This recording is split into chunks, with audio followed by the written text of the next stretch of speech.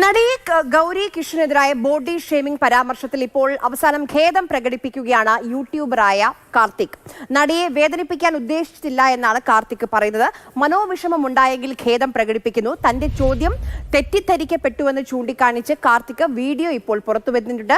അതേസമയം തെറ്റൊന്നും ചെയ്തിട്ടില്ല എന്ന് മാപ്പ് പറയില്ല എന്നുമായിരുന്നു ഇന്ന് രാവിലെ വരെയുള്ള കാർത്തിക്കിന്റെ നിലപാട്. அந்த பொண்ணை அவங்கள நான் பாடி ஷேம் பண்ணல. அது ஒரு ஜாலியான கொஸ்டினா கேட்கப்பட்டது. அது தவறா புரிந்து கொள்ளப்பட்டது.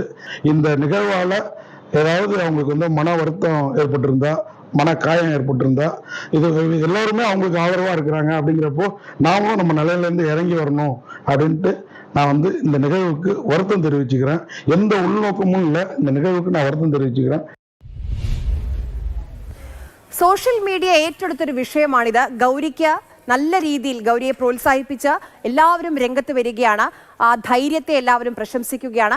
കാർത്തിക അവസാനം ആണ് ഇപ്പോൾ ഈ ഖേദപ്രകടനം നടത്തിയിട്ടുള്ളത്. നമുക്കിപ്പം സൗമ്യ ആർ കൃഷ്ണ നമുക്കിപ്പം ചേരുന്നുണ്ട്. സൗമ്യ, ഇപ്പം കാർത്തികിന്റെ ആ വീഡിയോ നമ്മൾ കണ്ടു. പക്ഷേ ഇതല്ല വസ്തുത എന്നുള്ളതാണ്. 35 വർഷമായി സിനിമാ മേഖലയിൽ മാധ്യമപ്രവർത്തന അല്ലെങ്കിൽ യൂട്യൂബർ ആണെങ്കിൽ ആ പേരിൽ എങ്ങനെയാണെങ്കിലും ജോലി ചെയ്യുന്ന ആളാണ് ഈ കാർത്തിക്.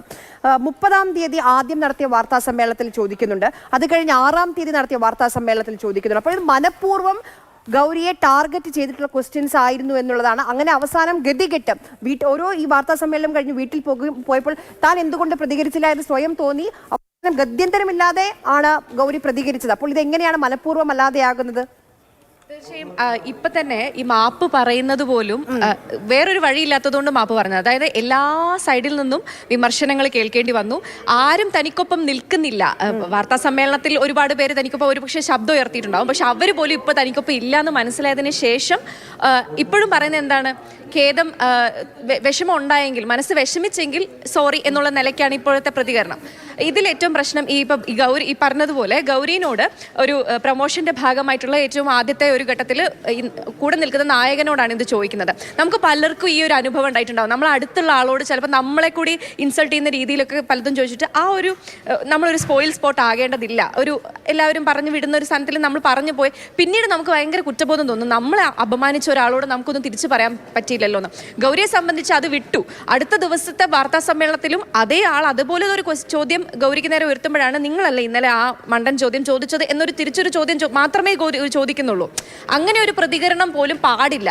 നിങ്ങൾ എന്തിനാണ് പൊട്ടിത്തെറിക്കുന്നത്? നിങ്ങൾക്ക് എന്തിനാണ് ദേഷ്യം വരുന്നത്? ഞാനൊരു തമാശ പറഞ്ഞതല്ലേ എന്നാണ് ഇപ്പൊ പോലും എനിക്ക് തോന്നുന്നു.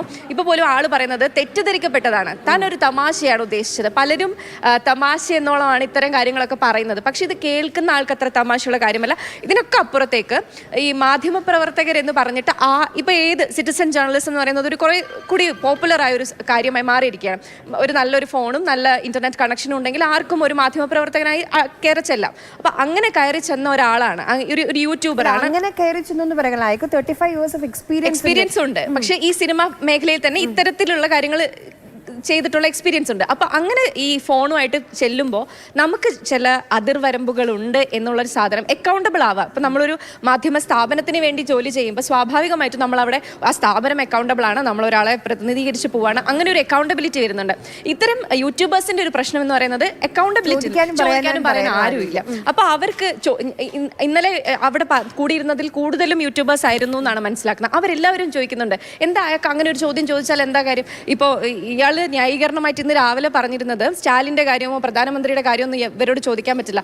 സിനിമയെക്കുറിച്ച് ചോദിക്കാമല്ലോ, സിനിമയെക്കുറിച്ച് ചോദിക്കാം. എങ്ങനെയാണ് ഈ സിനിമ, തീം എന്താണ്, അതെങ്ങനെയാണ്, എന്നാണ് റിലീസാവുന്നത്, എന്താണ് നിങ്ങൾ ഈ ഷൂട്ടിംഗ് അനുഭവം ചോദിക്കാം. ഇതൊന്നും അല്ല ചോദിക്കുന്നത്. നായികയുടെ വെയിറ്റ് എങ്ങനെ ഉണ്ടായിരുന്നു, എടുത്തു പൊക്കിയപ്പം എത്ര ഭാരം തോന്നി എന്നൊക്കെ. നമ്മൾ ചില ഈ ഓൺലൈൻ മീഡിയയുടെ കാര്യങ്ങൾ നോക്കണേ, ക്ലിക്ക് ബെയ്റ്റ് എന്ന് പറയും. ആ ഒരു തംബ്നെയിലിന് വേണ്ടിയിട്ട് ഉള്ളൊരു ചോദ്യം ഒരുപക്ഷെ അങ്ങനെയായിരിക്കും.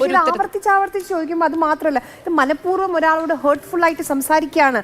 അത് ചൂണ്ടിക്കാണിച്ചിട്ടും ഞാൻ തെറ്റുകാരി അല്ല, ഞാൻ തെറ്റ് ചെയ്തിട്ടില്ല എന്ന് പറയാണ്. Artist are suppose to respond to anything. അതാണ് അവർ പറയുന്നത്. എന്തിനോടും പ്രതികരിക്കാൻ ഈ കലാകാരന്മാർ അല്ലെങ്കിൽ ഈ പറയുന്ന അഭിനയിക്കുന്ന ആളുകൾ എന്ത് ചോദ്യം വന്നാലും ഉത്തരം പറഞ്ഞുകൊള്ളണം എന്നൊരു രീതി. അങ്ങനെയല്ല. അവർ കൃത്യമായ ബഹുമാനം അർഹിക്കുന്നവരാണ്. ഓരോ കലാകാരന്മാരും അവർ ചെയ്യുന്ന ഒരു ജോലിക്ക് വേണ്ടിയാണ് അവർ ഈ മാധ്യമങ്ങളെ കാണുന്നതും വരുന്നതും അതിന്റെ പ്രൊമോഷന് വേണ്ടി വരുന്നതും. അവരെ സംബന്ധിച്ച് ആ സിനിമ നന്നായി റിലീസ് ചെയ്യുക, നല്ല കൂടുതൽ ആളുകളിലേക്ക് എത്തിക്കുക എന്നുള്ള ഉദ്ദേശം മാത്രമേ ഉള്ളൂ. അല്ലാതെ നമ്മുടെ ചോദ്യങ്ങൾക്ക് ഉത്തരം പറയാൻ വേണ്ടിയിട്ടല്ല അവർ വരുന്നത്. അപ്പോൾ അവരെന്തോ ഇത് ഉത്തരം പറഞ്ഞോളണം എന്നുള്ള ഒരു നിലപാടായിരുന്നു ഇന്ന് ഉച്ചവരെ ഈ പറയുന്ന കാർത്തിക്കിന്. അത് മാറിയിട്ടുണ്ടാകും ഇനിയാണെങ്കിലും കുറച്ചുകൂടി ബഹുമാനപൂർവ്വം ചോദ്യങ്ങൾ ചോദിക്കാനും പറയാനുള്ളൊരു കുറെ കൂടി നല്ലൊരു ഒരു അന്തരീക്ഷം ഉണ്ടാക്കിയെടുക്കാൻ കഴിയുമെന്ന് വിചാരിക്കുന്നു ഈ ചർച്ചകൾക്കൊക്കെ ഒടുവിൽ. തീർച്ചയായും ഇപ്പം നമ്മൾ പറയും സെലിബ്രിറ്റീസ് ആണ്, അവരവരുടെ പബ്ലിക്കിലാണ് അവർ ജീവിക്കുന്നത്. പക്ഷെ എത്രത്തോളം പബ്ലിക് ലൈഫ് ആണെന്ന് പറഞ്ഞാലും അവർക്കും പേഴ്സണൽ ലൈഫ് ഉണ്ട്. അപ്പോൾ നമ്മൾ ചോദ്യങ്ങൾ ചോദിക്കുമ്പോൾ നമ്മൾ മനസ്സിലാക്കേണ്ട ചില അതിർവരമ്പുകളുണ്ട്. അത് കടന്നു പോകുമ്പോൾ അത് ഒരാളുടെ പേഴ്സണൽ സ്പേസിലേക്കാണ് നിങ്ങൾ കയറി ചെല്ലുന്നതെന്ന് ചോദ്യം ചോദിക്കുന്നവർക്കാണ് വേണ്ടത്.